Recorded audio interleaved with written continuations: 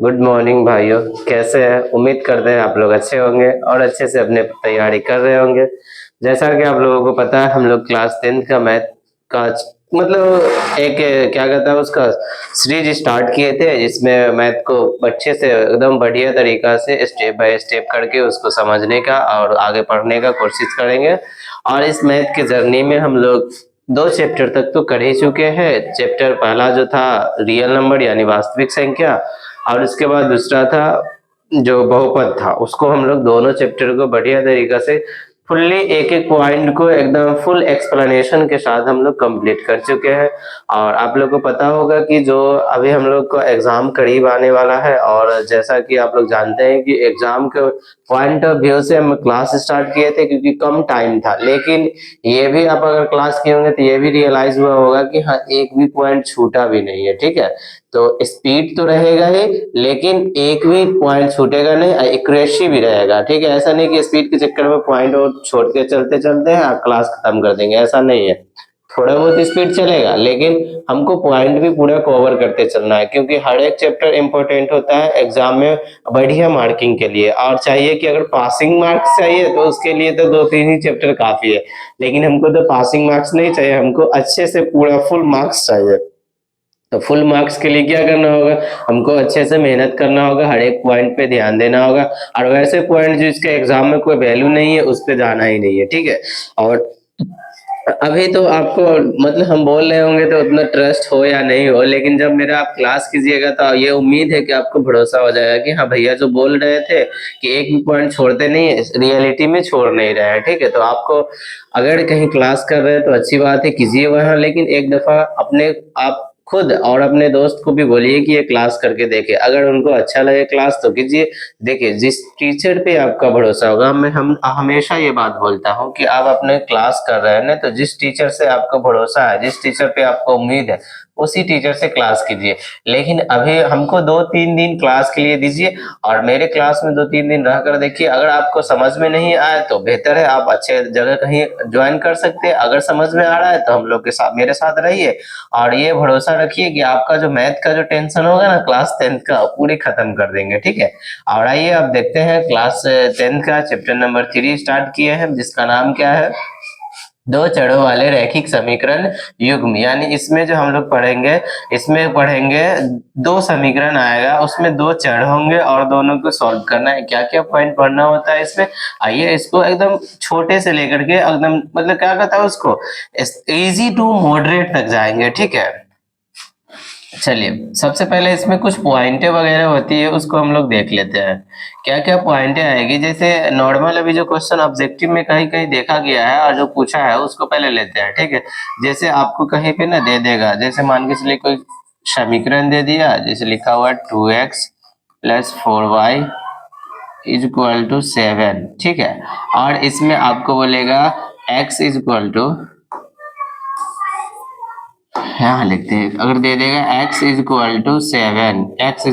7 और y = x दे देगा और बोलेगा y का मान निकाले, x दे देगा और किसका मान निकालने के लिए बोलेगा y का। तो आइए इसको सॉल्व कर दिए। ऑब्जेक्टिव पूछता है, मेरा मुद्दा यह है कि हमको आपको मैथ पढ़ाना है और एक भी पॉइंट छूटना नहीं चाहिए, हम यही हमेशा कोशिश करते हैं। चलिए इसमें इसको कुछ करना नहीं है, जो x का वैल्यू दिया है ना, उसका x का वैल्यू को समीकरण में पुट कर देंगे।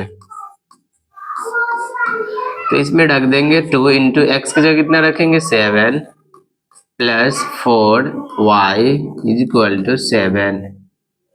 ये कलर थोड़ा चेंजिंग होने का रीजन है, दूसरे बोर्ड जो लिए हुए हैं ना वो दूसरा कलर का है। कितना है 7, यहाँ देखिए तो 7 दूना 14 और प्लस 4y = 7। अब ये जो 14 जो है लेफ्ट में है, राइट में जाएगा तो माइनस हो जाएगा ना, क्योंकि हम लोग पिछले क्लास में पढ़े थे बराबर के लेफ्ट वाला राइट में गया, अगर प्लस है तो माइनस, माइनस है तो प्लस, गुना है तो भाग और भाग है तो गुना, ये चीज पढ़ चुके थे। ठीक है, तो ये कितना होगा 7 - 14, 7 क्या है 7 - 14, यहाँ देखिए 4y = 7 में से 14 जाएगा -7। अगर y निकालेंगे तो y = क्या हो जाएगा हो जाएगा -7/4। यही हम लोगों का किसका वैल्यू हो गया, ये हम लोगों का y का वैल्यू हो गया। यही क्या हो जाएगा, आंसर हो जाएगा। तो ये था जो मतलब ऑब्जेक्टिव में कभी कभी दे देता है, तो इतना इजी देगा तो ऑब्जेक्टिव में आराम से हम लोग बना सकते हैं, ठीक है। तो उसमें स्पीड कैलकुलेशन करेंगे। देखिए अभी आप लोग को लगता होगा कि भैया ऑब्जेक्टिव बनाने में इतना टाइम देंगे, तो देखो जब भी हम लोग क्लास स्टार्ट करते हैं, जिस टाइम हम लोग को सीखना रहता है कोई भी चीज रहे, चाहे साइकिल हो, बाइक हो, कोई पढ़ाई हो, कोई काम हो, तो सीखने के टाइम हम लोगों को टाइम लगता ही है, ठीक है। और जब हम लोग सीख जाते हैं ना, तो उस पर हम लोग एक्सपीरियंस जब हो जाता है, तो खुद ब खुद वो जो होता है स्पीड होते जाता है बनाने का, करने का, कोई भी काम का, ठीक है। तो पहले भी हम लोग सीख रहे हैं तो इजिली मतलब आराम आराम से चलेंगे, और जब सीख जाएंगे तो खूब स्पीड चलेंगे, ठीक है। चलिए, अब इससे आगे जो पॉइंट वगैरह पूछता है, अभी जो दो चर वाले रैखिक समीकरण युग्म जो होंगे वो किस रूप में होंगे वो देख लीजिए, किस रूप में होंगे वो पहले देख लेते हैं। तो आपको ना दो तरीका से मिलेगा, आप एक जगह कहीं पे इस तरीका से मिलेगा, a1x b1y plus c1 is equal to 0, a2x plus b2y और plus c2 is equal to 0। देखिए आपको इस तरीका से भी मिलेगा, जो दो समीकरण मिलेंगे इस रूप में मिलेंगे, या अगर कहीं इस रूप में नहीं दिया तो ABCD करके देगा, क्या हो जाएगा, ax by प्लस c बराबर 0। उसके बाद ABC हो गया ना, dx ey प्लस f बराबर 0। ये दोनों में से किस, लेकिन अधिकतर यही रहेगा, ठीक है। इसलिए होता है क्योंकि जो बच्चे लोग जो होते हैं शुरू से A1 A2 करके बनाते रहते हैं, तो ये जो मतलब समझने में इजी आता है। और ये थोड़ा मतलब अगर मिलेगा तो बना लेंगे, काहे नहीं बनाएंगे, लेकिन इस रूप में रहेगा तो बेहतर माइंड में जाएगा, इस रूप में रहेगा तो लेट से जाएगा, थोड़ा कंफ्यूजन होगा, क्योंकि A से Z तक जाना है, A से कहाँ तक जाना है, F तक जाना है। यहाँ A1 A2 B1 B2 करके निकाल लेना है, इससे मतलब ईजी हो जाता है। चलिए, तो इसको ना, इसमें पहले जो रूल वगैरह है इसके वो रूल जान लेते हैं, उसके बाद इसका समीकरण के सॉल्यूशन कितने तरीके से किया जाता है एक एक सॉल्यूशन को हम बताएंगे, ठीक है। इसमें कुछ रूल क्या होता है बुआ, तो रूल इसको याद रखने के लिए 3 कॉलम बनाना होगा। चलिए डायरेक्टली हम बना देते हैं। रूल नंबर 1, रूल नंबर 1 क्या है,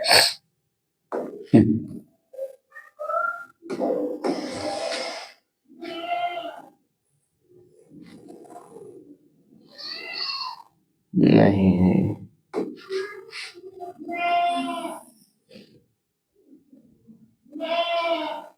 ये याद रखिएगा, इसमें बॉक्स में रख देते हैं। रूल क्या है, देखिए रूल पहला है इसका, क्या है पहला, A1/A2 बराबर नहीं है B1/B2 के। तो इसका जो होगा ना, क्या होगा, हल की अगर बात बोला जाए, हल के बारे में बोला जाए, तो कितना हल होगा, एक हल होंगे। कितने हल होंगे, एक हल।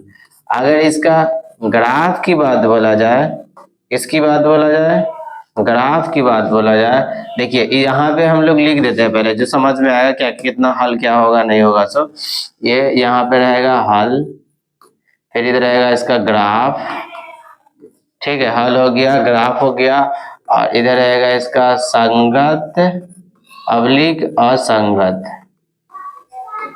संगत अवलिक असंगत, ठीक है। और एक और आता है अंत में आश्रित वाला, विरोधी वाला, अविरोधी वाला। क्या क्या होगा, आश्रित,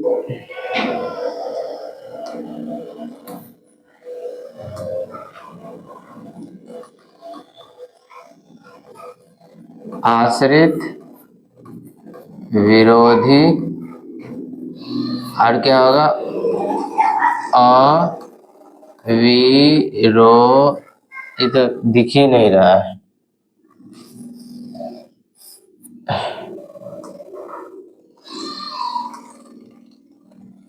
आश्रित हो गया, विरोधी, एक क्या होगा, अविरोधी। ऊपर लिख देते हैं, ठीक है, यहाँ पे जगह के कारण नहीं दिखेगा सही से, यहाँ लिख देते हैं अविरोधी। ठीक है, तीन कंडीशन आते हैं। अब तीनों को देखेंगे कि किसमें क्या क्या होगा। तो इसको पहले तीनों को लाइन वाइज खंड वाइज बांट देते हैं।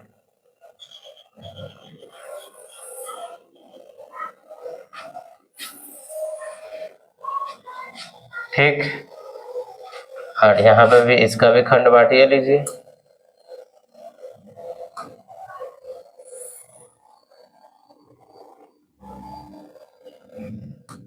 चलिए, हाँ एक और है खंड, इसको भी बनाइए लो।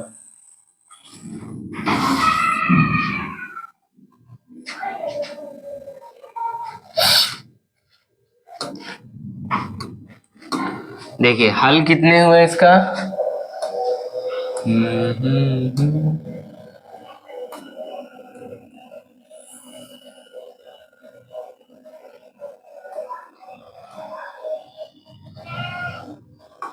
इसका हल कितना हुआ, तो इसका कोई हल नहीं, एक हल होगा। कितना हल होगा, एक हल होंगे। ठीक है, इसके हल कितने, एक। अब इसका ग्राफ जब देखा जाए तो जब किसी समीकरण का एक हल होगा तो उसका ग्राफ होता है प्रतिच्छेदी। कैसा होगा, प्रतिच्छेदी। प्रतिच्छेदी क्या होता है, अभी सब बदलाएंगे। जैसे यहाँ पे देख लीजिए, इधर प्रतिच्छेदी का मतलब होता है कोई एक लाइन ये गया, ठीक है, एक लाइन गया, इसके ऊपर से कोई दूसरा लाइन कहीं से काट दे, कहीं से यहाँ पे कट रहा है ना, काट दे रहा है, कोई भी लाइन जा रहा है चाहे जैसे भी हो, काट अगर आए कहीं पे, तो जहां पे काट देगा ना वही उसका क्या कहलाएगा, प्रतिच्छेदी कहलाएगा। यानी प्रतिच्छेदन बिंदु क्या हो जाएगा, जहां पे मिल रहा है।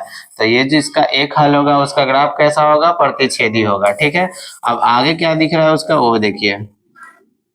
आगे क्या है, संगत या असंगत। याद रखिएगा, एक हल वाला और अनेक हल वाला संगत होगा। तो ये कैसे होंगे, ये होंगे संगत, संगत होंगे। अब रहा यहाँ पे विरोधी, अविरोधी और आश्रित। विरोधी, अविरोधी और आश्रित, तो ये कैसे हो जाएंगे, अविरोधी हो जाएंगे। कैसे होंगे, अविरोधी। हमने इसको निकालने के लिए भी तरीका भी बताएंगे। ठीक है, अभी खाली सिर्फ यहाँ देखते जाइए जो बताया जा रहा है। अब किस टाइम ये काम आएगा, जब इसका सॉल्यूशन करेंगे ना तब आपको समझ में आ जाएगा। हम इस टाइप के क्वेश्चन बनवाएंगे। अभी जो रूल है, क्योंकि चैप्टर स्टार्ट किया था, सबसे पहले मेरा काम क्या बनता है, जो जो रूल इसका है रूल पहले जानना होगा कि किस रूल पे कौन सा सॉल्यूशन होगा। ठीक है, दूसरा देखिए, दूसरा कौन कंडीशन आता है इसका, देख लिए कि पहला नहीं है बराबर, यानी a1/a2 not is equal to b1/b2, तो उसका हल कितना, एक हल, और ग्राफ प्रतिच्छेदी, संगत, और कैसा होगा, अविरोधी। अब इसमें आइए, अब होता है क्या कंडीशन अगला, a1/a2 बराबर b1/b2, नहीं है बराबर c1/c2, यानी दो तो बराबर है लेकिन तीसरा वाला नहीं बराबर होगा। तो इसमें इस कंडीशन में इसका हल कितना होगा, तो हल इसका होगा, इसका होगा कोई हल नहीं। क्या होगा, कोई हल नहीं, इसका कोई हल नहीं निकलेगा। जब किसी का कोई हल नहीं निकलेगा तो उसका ग्राफ कैसा होगा, तो इसका ग्राफ होगा समांतर। समानांतर बोलिए या समांतर बोलिए, बात एक ही है। ठीक है, समांतर या समानांतर दोनों एक ही चीज होता है। अच्छा, जब इसका कोई हल नहीं है, ग्राफ समांतर तो जानते करते होंगे, जैसे एक लाइन ये गया, इसके नीचे सेम दिशा में सेम पैटर्न, दोनों के बीच के अंतर समान रहना चाहिए, तो ये क्या कहलाएगा, समांतर कहलाएगा। चाहे ये सीधा रूप में रहे या तो फिर इसको मतलब कोई भी तरीका में रहे, सिर्फ समांतर रहना चाहिए, दोनों के बीच के अंतर सेम रहना चाहिए। कहीं पे काट रहा है, नहीं ना काट रहा है, तो जब कोई रेखा एक दूसरे को कहीं पे नहीं काटता है और दोनों के बीच की डिस्टेंस यानी दूरी सेम रहता है, तो वो एक दूसरे के क्या कहलाते हैं, समानांतर कहलाते हैं। ठीक है, देख लिए हल कोई नहीं, समांतर ग्राफ, और संगत असंगत में सिर्फ एक ही ये ऐसा है जिसका होता है असंगत। क्या होगा, असंगत, सिर्फ यही एक है जिसका क्या होगा, असंगत। अब रह गया इसमें आश्रित, विरोधी, अविरोधी। तो आश्रित, विरोधी, अविरोधी का मतलब विरोध तो नहीं कर रहा है, क्योंकि एगो तो कम से कम हो रहा है ना। यहाँ पे देखिए, इसको समझने के लिए थोड़ा सा रोल, जैसे मान के चलिए कि कहीं कोई पार्टी शार्टी, मतलब कोई पार्टी नहीं रहेगी, कुछ भी कोई काम वगैरह है जिसमें आपको कुछ हिस्सा मिल रहा है। ठीक है, कुछ मान के चलिए कहीं पे पैसा मिल रहा है, तो पैसा आपको कुछ मिल रहा है, जैसे मान के चलिए 2-4 रुपया मिल रहा है आपको, तो मिला तो आप विरोध कीजिएगा नहीं, क्योंकि हमको तो जो भी 2-4 रुपया मिला ना, लेकिन इसको बेचारा को एक भी नहीं मिलेगा, तो ये विरोध करेगा कि ना करेगा, करेगा, तो ये कैसा हो जाएगा, विरोधी। विरोध करेगा मतलब हमको भी हिस्सा चाहिए, तो ये कैसा होगा, विरोधी। क्यों विरोधी हुआ, क्योंकि इसका तो एक भी हल नहीं है ना, कोई हल नहीं, ये तो बेचारा के एक हल हुआ था ना, तो कोई कंडीशन में विरोध ना करेगा, क्योंकि कुछ तो हिस्सा मिला, पूरा नहीं मिला लेकिन कुछ तो मिला। अब अगला जो कंडीशन है ना उसमें देखिएगा, वो तो पूरे रूप से उसी पे आश्रित रहेगा। अरे वही तो कह रहे कि तिरछा काय हो रहा था।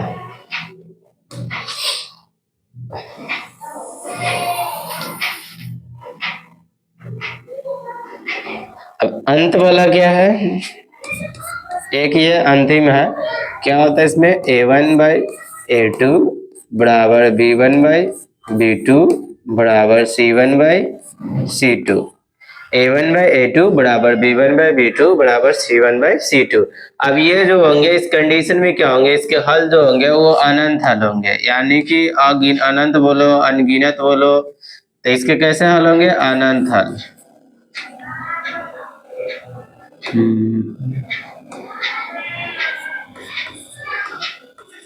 अनंत नहीं होता, अनंत होता है।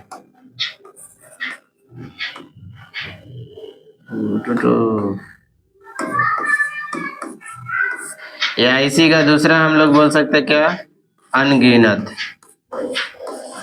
अनगिनत हल। ठीक है, कितने हल होंगे, अनगिनत हल, मतलब होते रहेगा जिसको गिन नहीं सकते। तो इसका ग्राफ क्या होगा, इसका ग्राफ होता है समपाती। कैसा होगा,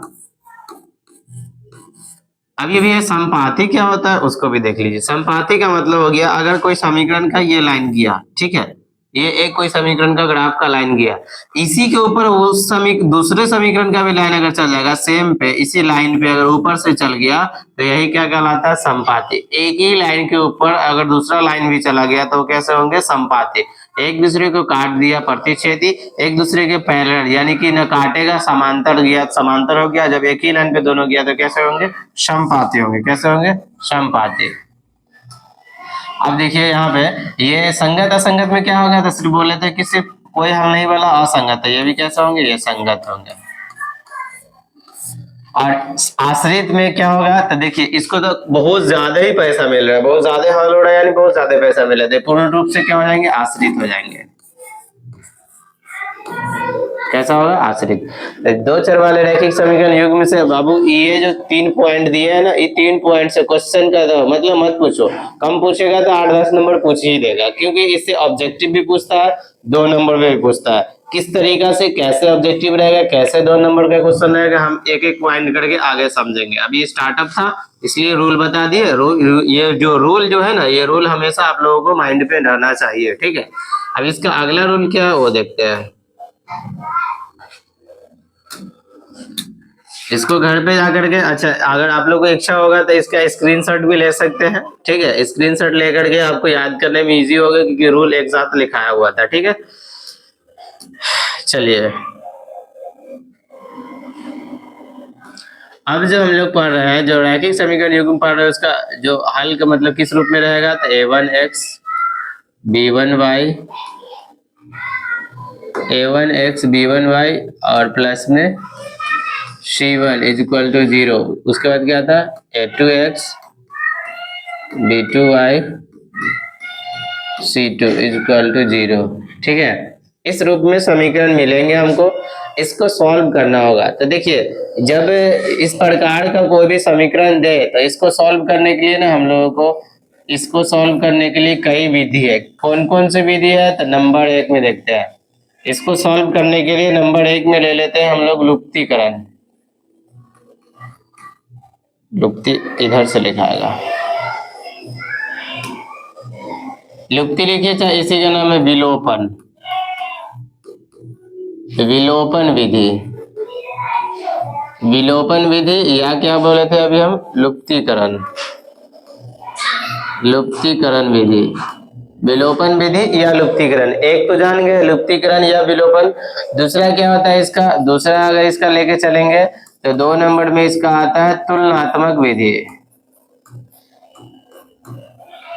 तुलनात्मक विधि, देखिए सब बदलाएंगे, क्योंकि एग्जाम में कभी कभी होता है क्या, नाम दे देता है, क्या कहेगा, कभी कभी आपको समीकरण दे देगा, बोलेगा कि इस समीकरण का ना यही विधि से सॉल्व करे, जो विधि का नाम देगा अगर उस विधि से आप सॉल्व नहीं कर रहे तो आपका नंबर नहीं मिलेगा। ठीक है, तो सब विधि को जानना जरूरी है। ठीक है, तीसरा देखिए, लुप्तीकरण हो गया, तुलनात्मक हो गया, अब आता है प्रतिस्थापन। प्रतिस्थापन विधि,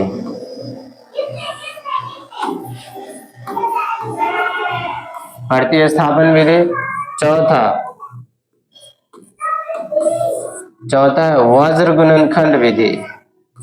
वज्र गुणनखंड विधि। और एक पांचवा आता है इसका अनुपात विधि, जो कभी पूछता ही नहीं है। पांचवा कौन विधि है?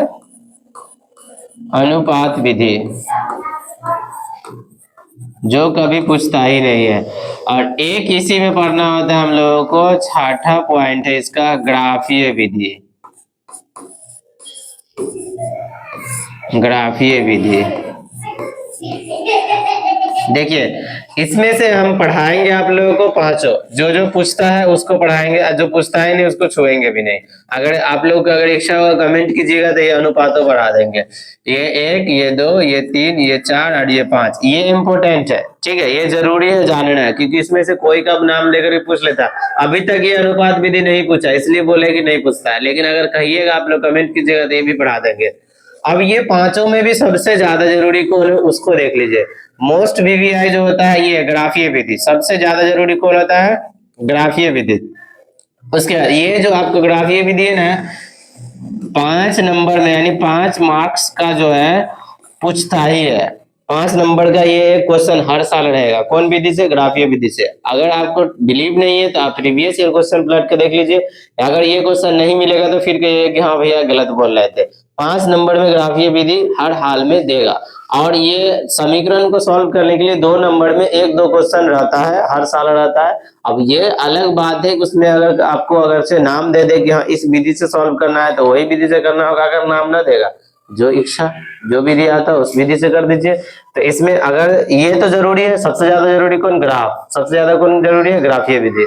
हम लोग सीखेंगे पांचों विधि को। ठीक है, तो आज सबसे पहले एक विधि स्टार्ट कर देते हैं, उसके बाद जैसे जैसे होगा वैसे वैसे हम लोग करते चलेंगे क्लास को। तो पहला कौन है? विलोपन या लुप्तीकरण विधि। विलोपन या लुप्तीकरण विधि, इसको सॉल्व करना शुरू करते हैं। कौन विधि हम लोग पढ़ रहे हैं? हम लोग पढ़ने जा रहे हैं विलोपन विधि।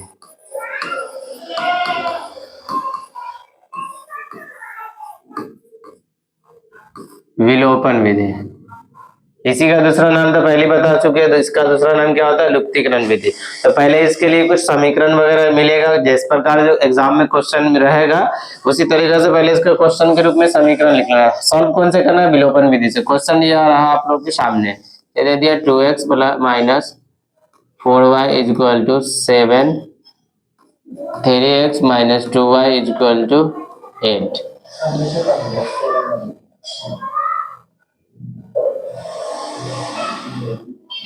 देखिए ये क्वेश्चन है, इसको सॉल्व करना है। कौन सा विधि से करना है? विलोपन विधि। विलोपन विधि होता क्या पहले जान लीजिए। विलोपन का मतलब होगा लुप्त करना। लुप्त मतलब क्या होता है? लुप्त मतलब होता है, इसका मीनिंग समझेंगे तो क्या होता है? गायब करना। गायब तो आप जानते हैं, गायब तो जान गए ना। गायब मतलब क्या? जादू से उसको वहां से हटा देना है। तो इसमें वही करेंगे, इसमें भी हम लोग जादू चलाएंगे। जादू क्या चलाएंगे कि या तो x या तो y, दो ही ना चर इसमें दिए हुआ है। चर तो पिछले क्लास में हम पढ़ा दिए थे, जो ABCD वाले होते हैं वो चर हो गया, और जो 1-2 वाले होते हैं वो क्या होते हैं? अचर होते हैं। तो इसमें चर को गायब करना है। तो चर को गायब करने के लिए हम लोग जादू करेंगे। क्या करेंगे? जादू। मतलब इसमें से x y को हटाना है। कैसे हटाएंगे आइए देखते हैं। देखिए पहले जो जो दिया हुआ है ना उसको सॉल्यूशन करने से पहले उसको कुछ मान लिया जाए। तो क्या क्या दिया हुआ है? तो 2x minus 4y is equal to 7, इसको इक्वेशन फर्स्ट मान लेते हैं। उसके बाद क्या है? 3x minus 2y is equal to 8, इसको इक्वेशन सेकेंड मान लेते हैं। अब देखिए तो इसको x y को किसको हटाना है पहले मन में वो सोच लीजिए। x को हटाना है या y को हटाना है? जिसको भी हटाना होगा उसके बारे में सोच लेना होगा। तो कुछ बच्चे का इच्छा होगा कि हम x हटाएंगे, कुछ का इच्छा होगा y हटाएंगे, तो जिसको भी हटाइएगा उसके हिसाब से चलना होगा। तो चलिए पहले हम लोग x को ही लिख लेते हैं, x को हटाते हैं, ठीक है। तो x को हटाने के लिए क्या करना होगा, अपने से ऐसा तो नहीं है कि इसमें जाकर मिटा देंगे x हट जाएगा, ऐसा तो करेंगे तो गलती हो जाएगा। तो देखिए x को हटाने के लिए इसमें देखिएगा कि x के साथ में, यानी यहाँ पे नीचे में x कितना है, यहाँ 3 गो x है, ऊपर में कितना है 2x है, नीचे 3 है ऊपर 2 है, क्या सेम है, नहीं ना, सेम रहना चाहिए तब ना हटेगा। तो सेम लाने के लिए क्या करेंगे, जो समीकरण 1 वाले का x का गुणांक होगा ना उससे 2 में गुना कर दीजिए, और जो समीकरण 2 वाले का होगा उससे 3 में गुना कर दीजिए। एक छोटा सा पॉइंट सिर्फ ध्यान रखना है, क्या रखना है, समीकरण 2 वाले से 1 में और 1 वाले से 2 में, किससे करेंगे, गुणांक से गुना करेंगे। जैसे यहाँ देखिए x के गुणांक समीकरण 1 में कितना है 2, तो समीकरण 1 में 2 है और 2 में कितना है 3 है, तो समीकरण 1 में हम कितना से गुना करेंगे, अभी क्या बताया भैया कि समीकरण 1 में गुना किससे होगा, 2 वाले से, तो 2 में x के साथ गुना कितना है 3, तो समीकरण 1 में कितना से गुना करेंगे 3 से। तथा अब समीकरण 2 की बारी है, समीकरण 2 में कितना से गुना होगा, तो समीकरण 2 में 1 वाले से, तो 1 के साथ गुना में कितना है 2, तो समीकरण 2 गुने 2 से कीजिए गुना। समीकरण 1 तो पूरा है ना, तो पूरा में नहीं करेंगे 3 से गुना, तो 3 से 2 में गुना किए तो 3 दूना 6x माइनस 3 से 4 में किए तो 4 तिया 12y इज इक्वल टू 7 तिया 21। अब समीकरण 2 में 2 से कर रहे थे, 3 दूना 6x माइनस 2 दूना 4y इज इक्वल टू 8 दूना 16, ठीक है, आ गया। अब एक कंडीशन और याद रखिएगा, क्या कंडीशन है भैया, तो कंडीशन ये है कि जब आपको चेन अगर सेम सेम रहे, चेन क्या रहे, सेम सेम रहे, यानी प्लस है तो प्लस, माइनस है तो माइनस, तो चेन बदलना पड़ेगा, तो उस कंडीशन में हम करेंगे कि घटाएंगे। और जब चेन जो अलग अलग ना रहे, मतलब सेम नहीं रहेगा, अलग अलग रहेगा, तो चेन बदलने का कोई जरूरी नहीं है। जैसे यहाँ पे आप देखिएगा तो ये भी प्लस में, ये भी प्लस में, तो बदलने की जरूरी है ना जी, तो इसमें क्या कर देंगे, प्लस है तो हो जाएगा माइनस, ये माइनस है तो प्लस, और ये वाला प्लस है तो माइनस, सिर्फ नीचे वाला का बदलेगा, याद रखिएगा। ये प्लस में था इसलिए माइनस हो गया, ये माइनस था इसलिए प्लस, ये प्लस था इसलिए माइनस, ठीक है। अब बदले 6 और ये प्लस वाला माइनस वाला, ये तो खत्म हो जाएगा, होगा कि ना होगा, जी भैया हो जाएगा। अब ये 12 माइनस में, 4 प्लस में, 12 जो है किस चीज में माइनस में है, 4 जो है किस चीज में प्लस में, तो पता ही होगा आपको कि प्लस वाला में से माइनस वाला घटता है। तो अब इस कंडीशन में 4 में से तो 12 घट नहीं सकता है, तो नहीं घटेगा तो क्या करेंगे, 12 में से तो 4 घट सकता है, कितना आएगा 8 आएगा। और क्या बोले थे भैया कि जब छोटा में से बड़ा घटता है तो उसके आगे क्या लगता है, माइनस लगता है, तो कितना आ जाएगा यहाँ पे, यहाँ पे आ जाएगा हम लोगों को -8y, कितना आ जाएगा -8y। अब देखिए अब किसकी बारी है, अब किसकी बारी है, यहाँ 16 में से 21 घटाएंगे, 16 में से 21 घटाएंगे कितना आ जाएगा 5 आ जाएगा, 16 में से 21 किया कितना आएगा 5। अभी हम लोग यहाँ से अगर y निकालेंगे तो y इज इक्वल टू क्या मिल जाएगा 5 बटे -8, y का मान तो निकल गया। अब किसकी बारी है, निकालना तो दोनों है, x और y दोनों निकालना है, y का वैल्यू तो निकल गया कितना 5 बटे -8। अब ये y का मान समीकरण 1 या 2 किसी में रख दीजिए,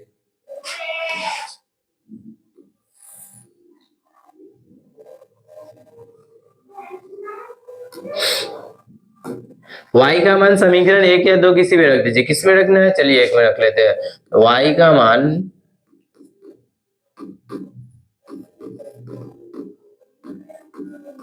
समीकरण 1 में रखने पर, y का मान समीकरण 1 में रखने पर, समीकरण 1 आपके सामने है, 2x माइनस 4y बराबर 7, y की जगह कितना रखेंगे याद रखिएगा, 2x माइनस 4 गुने y की जगह कितना रखना है 5 बटा -8, यानी -5/8 बराबर 7। ये आपको दिक्कत नहीं ना कि नीचे माइनस है तो ऊपर का लिख दिए, नीचे लिखिए ऊपर लिखिए, दोनों सेम बात होता है। अब बदलाइए यहाँ पे 2x, ये माइनस तो हो गया प्लस, ये 4 से कितना दफा कट गया 2 था, 5/2 इज इक्वल टू 7, ये प्लस है उस साइड जाएगा तो माइनस हो जाएगा, 7 माइनस 5/2, इसके नीचे 1, 2 1 का एलसीएम कितना 2, 7 दूना 14 माइनस 5, या 2x बराबर 14 में से 5 जाएगा कितना बचेगा 9/2। ये 2 इस साइड में क्या चीज में, तो इस साइड में गुना में, और गुना वाला जब लेफ्ट से राइट जाता है तो क्या होता है भाग हो जाता है, तो x इक्वल टू कितना हो जाएगा 9/2 2 × 2 यानी x का मान कितना हो गया 9/2 × 4। x निकल गया हमको, तो x कितना मिला 9/4 और y कितना मिला 5/8। यही हम लोग का क्या हो जाएगा आंसर हो जाएगा, यही क्या हो जाएगा आंसर। तो ये मेरा था कौन विधि था, ये मेरा विलोपन विधि था। देखिए एक क्वेश्चन को आप कोई विधि से भी सॉल्व कर लीजिएगा, आंसर सेम ही आता है। आंसर में कोई भी मतलब इधर उधर नहीं होगा, आंसर सबका सेम आता है। प्रोसेस लाखे चेंज हो जाए लेकिन आंसर सबका क्या होगा एक सेम ही आता है, ठीक है। तो ये विलोपन देख लिए।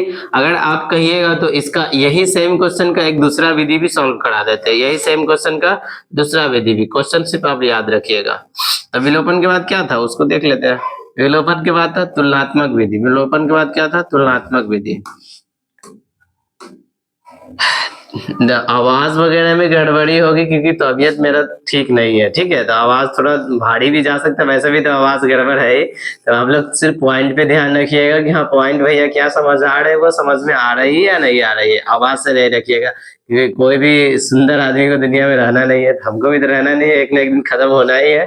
तो आवाज पे ध्यान नहीं दीजिएगा, बदला क्या रहा है उस पर ध्यान दीजिए, ठीक है। तबीयत मेरा गड़बड़ था फिर भी आगे पढ़ाने की, आप लोगों का पॉइंट जल्द से जल्द समाप्त करके रिवीजन भी तो करा देना है, ऑब्जेक्टिव वगैरह सब कराना है।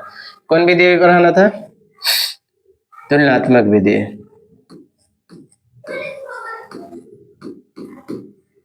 तुलनात्मक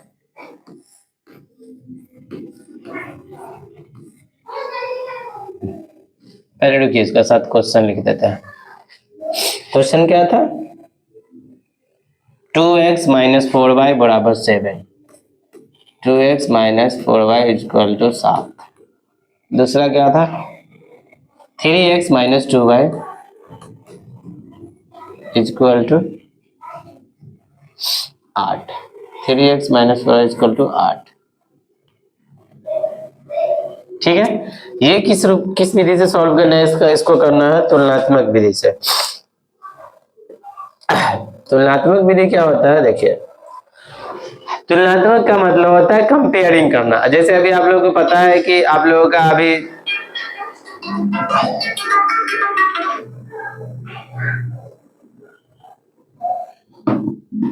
जैसा कि आप लोगों को पता है कि अभी आप लोगों का पर्व का टाइम है, तो सब लोग जो भी भाई होंगे वो अपने नए नए कपड़े वगैरह खरीदेंगे, अच्छे से जाएंगे सूट बूट पहन करके और कहेंगे कि देख भाई मेरा ऐसा कलर का शर्ट है, मेरा ऐसा कलर का पैंट है, यानी एक दूसरे में कंपेयरिंग करेंगे। अगर कहीं सेम कलर का दिखी देखो मेरे जैसा उसका भी ड्रेस है, तो यही क्या होता है कंपेयरिंग करना, तुलना करना, यानी कि अपने से किसी दूसरे का तुलना करना, यानी कंपेयर बराबर करना कि जैसे जैसा मैं पहना हुआ वैसा वो पहना हुआ, तो वही क्या होता है तुलना करना। तो तुलना तो सेम होगा ना, जैसे हम अगर टी शर्ट पहने हुए थे किसी का टी शर्ट से कंपेयरिंग करेंगे कि देखो मेरा टी शर्ट ऐसा है उसका टी शर्ट वैसा है, तो अगर ऐसा तो नहीं कि हम अपने टी शर्ट से उसका पैंट का कंपेयरिंग करेंगे, मेरा टी शर्ट अच्छा है उसका पैंट खराब है, चाहे उसका पैंट अच्छा है मेरा टी शर्ट खराब है, ऐसा नहीं। जो सेम कंडीशन रहता है सेम चीज का तुलना सेम से करना होता है। इसमें भी क्या करना तुलना करेंगे तो सेम से सेम का करेंगे। जैसे x का तुलना करना होगा तो x के साथ करेंगे, y का तुलना करना होगा तो y के ही साथ करेंगे, ठीक है। तो तुलना के लिए क्या करेंगे,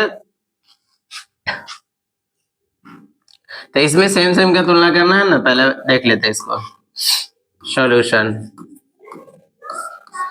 इससे x का वैल्यू निकाल लीजिए, पहले जो समीकरण दिए वो समीकरण लिख लीजिए। 2x - 4y = 7 समीकरण 1, 3x - 2y = 8 समीकरण 2। 1 मिनट थोड़ा टाइम दीजिए, तो इम्पोर्टेंट कॉल आया था।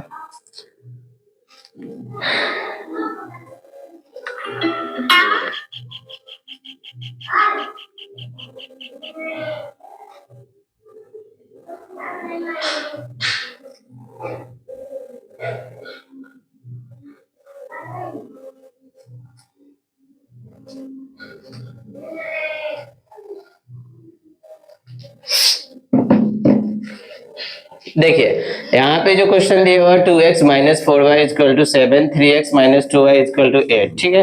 अब तुलना करने के लिए अभी हम बताया क्या सेम का तुलना सेम से होगा, यानी जो अगर टी शर्ट का करें टी शर्ट से, पैंट का करें पैंट से, यहाँ भी तो x का करेंगे तो x से करना होगा। तो समीकरण x से x का मतलब समीकरण 1 से x का मान निकाल लीजिए।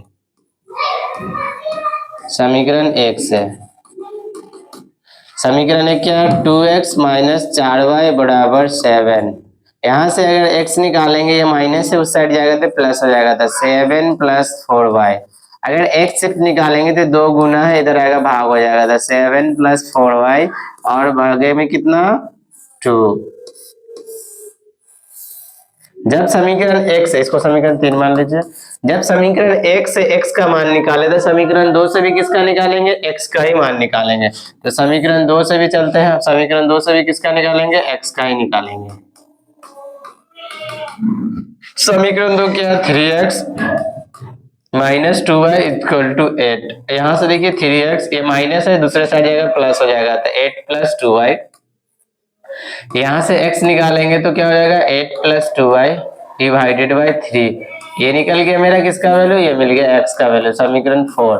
देखिए दोनों का लेफ्ट में x x है तो खुद ब खुद राइट क्या हो जाएगा, आपस में इक्वल हो जाएगा। तो क्या लिखेंगे, समीकरण 3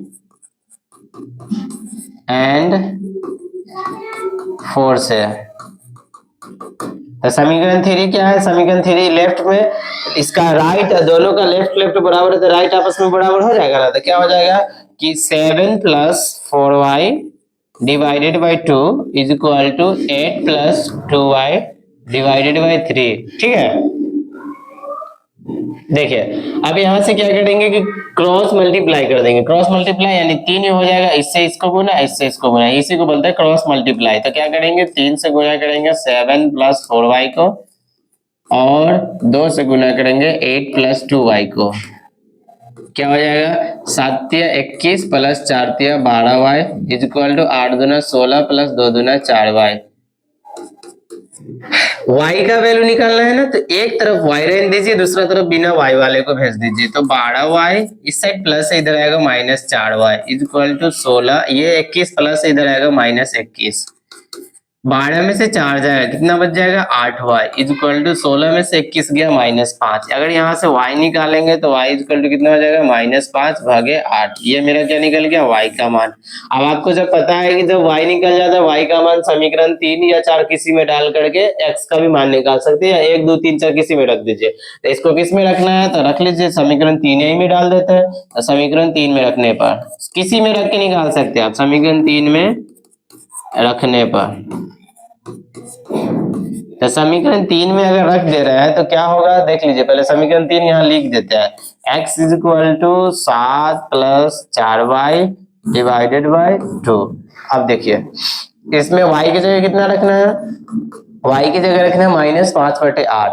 तो 7 + 4 × -5/8 भागे 2। x = देखिए 4 से तो 8 2 दफा में कट जाएगा, जी भैया कट जाएगा, बचेगा कितना 7, इसके नीचे 1 है और ये प्लस माइनस माइनस, तो 5/2। आप पूरे के बटे में कितना है, पूरे के बटे में 2 है। यहाँ x = 1 और 2 का एलसीएम कितना हो जाएगा, 1 और 2 का एलसीएम 2, तो 7 दूना 14 -5 भागे 2, इसके नीचे तो 1 है। अब क्या करेंगे, ये जो भाग वाले हैं इसको किस में ले आएंगे, गुना में ले आएंगे। गुना में ले आएंगे तो क्या हो जाएगा, 14 में से 5 गया 9/2 गुना हो जाएगा 1/2। तो कितना आ जाएगा, ये मेरा x का वैल्यू जो होगा, x का जो वैल्यू हो जाएगा वो कितना हो जाएगा, 9/4। ये क्या हो जाएगा हम लोगों का आंसर। अगर आपको इच्छा होगा तो मिला लीजिए, x का वैल्यू 9/4, y का वैल्यू -5/8। इसमें भी देखिए तो हाँ जो सॉल्व किए थे यहाँ भी वही सेम आया था, y का वैल्यू -5/8 और x का वैल्यू 9/4। तो आप कोई भी विधि से सॉल्व कीजिएगा ना, आपका आंसर सेम ही आएगा। कोई भी विधि से सॉल्व करेंगे तो आंसर क्या आएगा, सेम आएगा। अगर